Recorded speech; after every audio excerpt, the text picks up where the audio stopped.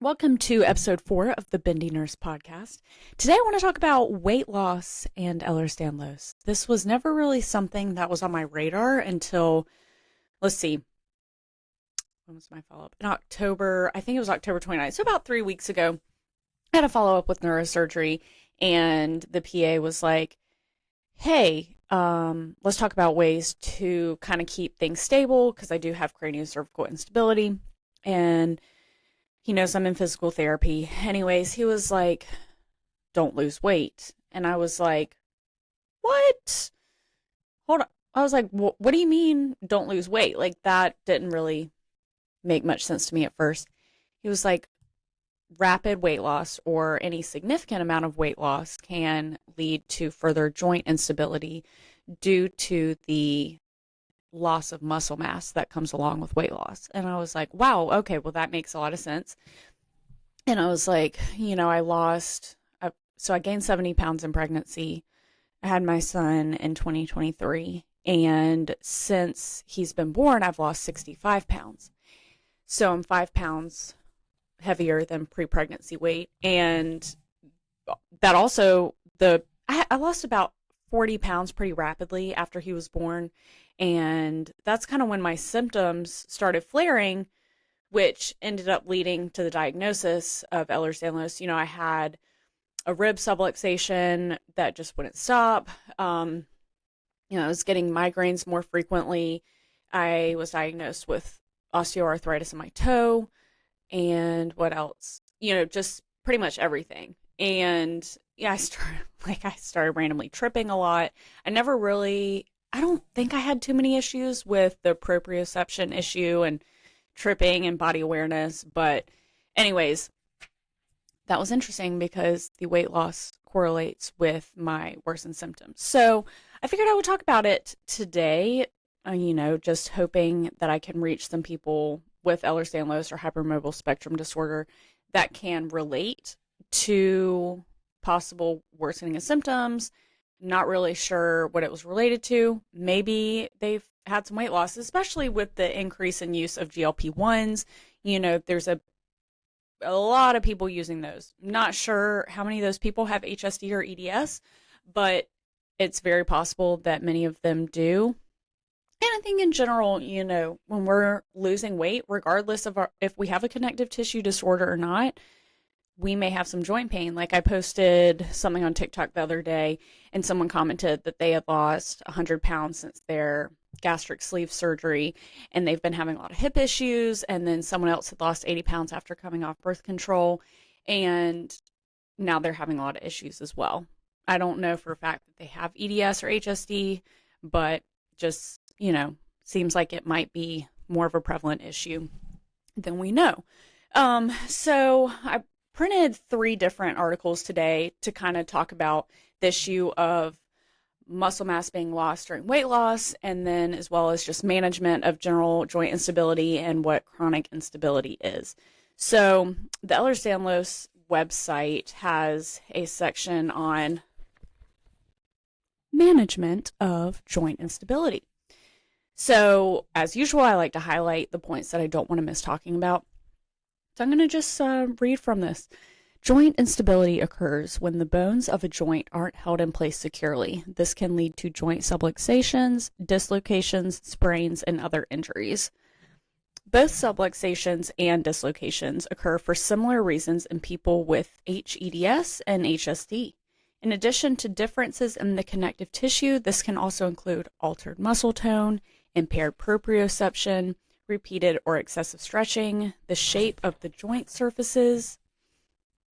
Exercise is important for people with EDS and HSD because it improves muscle strength, which helps stabilize hypermobile joints. And if you think about that statement, a lot of us are in physical therapy to help stabilize those joints, build that muscle needed to stabilize the joints. And so, that makes a lot of sense. It improves muscle strength and it helps stabilize hypermobile joints. In addition to those benefits, exercise can help reduce pain caused by muscle spasms that can occur due to the muscles being too weak to stabilize the joints. So I've had a physical therapist in the past compare a body with EDS to a normal body. A body with EDS is held together by rubber bands. So a rubber band's pretty stretchy. It's not going to necessarily hold you in place as well as bricks. Like, pretty sure that's the comparison she used. Rubber bands versus bricks. So anyways, yeah, that makes sense. But remember, we also want to limit the kind of exercise that we're doing, because exercise that is too rigorous on our bodies can actually worsen things. So that's why it's important to kind of work with your healthcare team to determine the best plan of care for you, because everyone is individualized, just like everyone with EDS presents differently. So, we want to focus on exercise that focuses on movement control, as well as strengthening the stabilizing muscles, and exercises that are generally suitable for people with EDS and HSD. Again, varies from person to person. How can a physical or occupational therapist help?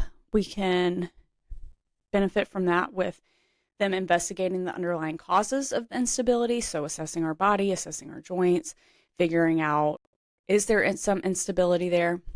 And then suggesting management strategies such as exercises or support braces. Tampa General Hospital. Okay, so this doesn't state anything specific to HSD and EDS, but it says chronic instability happens when tissues such as muscles and ligaments weaken and no longer hold the bones of a joint in proper place. So again, this might just be generalized orthopedic knowledge that they're referring to a general population, not necessarily people with a connective tissue disorder. But so in the general population, you may have someone who has had an injury that has injured the muscles or ligaments, causing them to weaken and no longer hold the bones of a joint in proper place. With EDS and HSD, genetically, we already have that predisposition of weakened muscles and ligaments not holding things together in place, hence why we have the pain, the dislocations, the subluxations, etc. It also goes on to say a joint is a junction between two or more bones in the body. Muscles, tendons, ligaments, cartilage, and other soft tissue structures hold these joints in position, but damage to these tissues can cause joint instability. And that goes back to what I was talking about. It talks about here cartilage, but connective tissues, on the word, collagen, an issue in collagen production, etc. All of that's related. Chronic instability is a condition characterized by frequent or recurrent dislocations of the joint. As you know, anyone who's been diagnosed has had to go through that, unfortunately. All right, so I got another article. This is from Science Direct. The authors are Kava, Yeat, and Mittendorfer. I'm sorry if I mispronounced that. The title of the study is Preserving Healthy Muscle During Weight Loss. And it was under Advances in Nutrition, Volume 8, Issue 3 in May 2017. So it's been 8 years. I'm sure, there's been some further studying on this topic, but I felt like it had some good information. So the abstract talks about, that this is specific to people with obesity. So not specific to people with Ehlers Danlos, but again, it goes to support the general findings and research studies on people who are losing weight and the associated muscle loss. So it says the potential health benefits of diet-induced weight loss are thought to be compromised by the weight loss-associated loss of lean body mass, which could increase the risk of sarcopenia, which is low muscle mass and impaired muscle function. So then it goes on to talk about the currently available data in the literature show that high protein intake helps preserve lean body mass and muscle mass during weight loss, but it does not improve muscle strength and could have adverse effects on metabolic function. I thought that was interesting because while it helps preserve lean body and muscle mass during weight loss, it does not improve muscle strength. So think about, you still may have that muscle, but it may not be stronger due to the protein intake. Both endurance and resistance type exercise can help preserve muscle mass during weight loss, and resistance type exercise also improves muscle strength. So think about in physical therapy, if you've ever used the resistance bands or anything like that, that's a good example of resistance strength type exercise. Another, so endurance and resistance. Endurance is more like running, walking, cardio type stuff. Resistance is focusing on that muscle. So weightlifting, stuff like that, which for me, the neurosurgeon told me that I cannot like bench press or do squats with a barbell or anything like that. It's just not safe for my spine. So again, each workout has to be tailored to the specific patient. We therefore conclude that weight loss therapy, including a hypocaloric diet with adequate but not excessive protein intake and increased physical therapy, particularly resistance type exercise, should be promoted to maintain muscle mass and improve muscle strength and physical function in persons with obesity. Again, not everyone with EDS has obesity. Not everyone with weight loss is obese. So take that word with a grain of salt. The potential health benefits of diet-induced weight loss could be compromised by the weight loss associated loss of lean body, which includes muscle mass. That is especially prevalent in vulnerable populations, such as postmenopausal women and older adults. So think about that, especially if you have EDS, HSD, and you fall into the category of a postmenopausal woman or an older adult. That's especially important to think about. So because of interindividual differences in muscle composition, such as connective tissue, we have to figure out the right plan. So mechanisms responsible for a loss of muscle mass during diet-induced weight loss. So reduced muscle protein synthesis, increased breakdown, or both have not been extensively studied. I thought that was interesting. Hopefully in the 8 years since this was published, that may have changed. Studies that evaluated the effect of short-term equals 14 to 21 days of calorie restriction on the rate of muscle protein synthesis found that calorie restriction decreases the postprandial rate of muscle protein synthesis. Postprandial is after meals. So like if you think about having diabetes, postprandial is an after meal blood sugar. Postprandial rate of muscle synthesis, protein synthesis, and decreases or does not change the basal rate of muscle protein synthesis. So calorie restriction decreases the rate of which our body produces muscles after we eat, and it decreases or does not change the basal rate of muscle protein synthesis. Results suggest that increased protein intake, if distributed evenly throughout the day, may prevent the loss of muscle mass during weight loss therapy. So, I really like the protein shakes with 30 grams of protein. Sometimes I only have one of those a day, and it's all at once. I mean, my protein intake should be above 100 grams, especially when I was pregnant. It was like above 150. Anyways, so, spread it evenly throughout the day. Small, frequent meals. You want to incorporate a protein-rich meal in each part of your day. You don't want to have all of that at once. Studies suggest, and I highlighted this just because I thought this was interesting. It's not necessarily related to the muscle loss and Ehlers Danlos, but it says studies suggest that high protein intake is involved in the pathogenesis of insulin resistance and type 2 diabetes. I don't know if I was aware of that. I just thought that was really interesting because studies show that high protein intake increases your risk of insulin resistance and type 2 diabetes. Now, I haven't done more research into that. I will, but I thought that was interesting because personally, and maybe this might just be due to lack of education in this area, but I always associated, and I think there's a big culture in America of protein, high protein, blah, blah, blah, shakes, bars, all this stuff. They have whole sections in the grocery store dedicated to high protein things, including drinks. There's protein water now. Like there are so many different things to get that just push that protein. And to think that high protein intake can be linked to the development of insulin resistance and type 2 diabetes, something to think about. So the next section is titled Effects of Exercise Training or Increased Physical Activity on Muscle Mass During Diet-Induced Weight Loss. Several investigators found that a progressive resistance exercise training program in conjunction with a hypocaloric diet attenuated the weight loss associated loss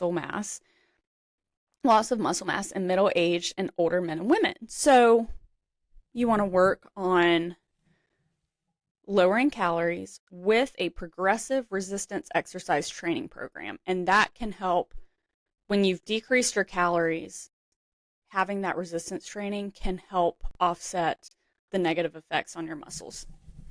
So that's important to think about. So maybe talk to your doctor or your physical therapist about that. See if that would work for you. Together, these results suggest that resistance type exercise is an effective strategy to attenuate or even prevent the weight loss induced loss of muscle mass during weight loss. I feel like there are so many words that I'm saying in many different ways over and over. So I'm just going to say that again. Results suggest that resistance type exercise is an effective strategy to attenuate or even prevent the weight loss induced loss of muscle mass during weight loss, whereas the effects of endurance type exercise on muscle mass during weight loss are uncertain. So again, like we talked about, endurance, so running, like that. Resistance is more like weightlifting. So all that to say, you were probably correct if you have lost weight and you have EDS or HSD or just some joint instability issues, and you've noticed that your pain or instability is worse since you've lost that weight. I would be curious to know if there's anyone with HSD or EDS who has been on a GLP-1, lost a lot of weight, and your symptoms have worsened since then.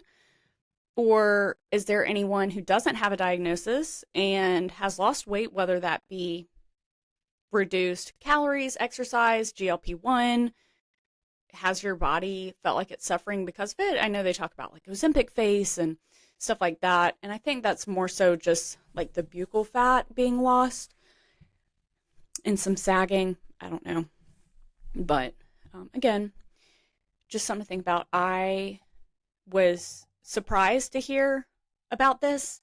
But now that I've done a little bit of research into it and comparing it to my symptom onset and like deterioration of my neck and all that stuff, it makes sense in the timeline of when my weight loss occurred and that I was losing a lot of weight. So it might be something for you to think about. Again, talk to your doctor about it. And I would love to know if anyone has any questions, suggestions, tips, feedback, etc. You can contact me at bendynurse@gmail.com. So that's BENDYNURSE@gmail.com. Like I said, anything, questions, comments, concerns, suggestions, share your experiences. I would love to know your experiences so we can talk about that in future episodes. Anybody who wants to join an episode and talk about their experience with weight loss and how it affected their body, I would love to hear more. So anyways, again, this is to create a community of support and just similar experiences so we can just, bridge the gap between feeling alone and feeling like we can connect with more people who are going through what we are. So anyways, I hope you have a great weekend. Go Gamecocks. Let's hope we win against Coastal Carolina today. We have had a very upsetting season, but it's okay. Always a Gamecock fan. Anyways, like I said, have a great weekend, and I'll see you in a week or two.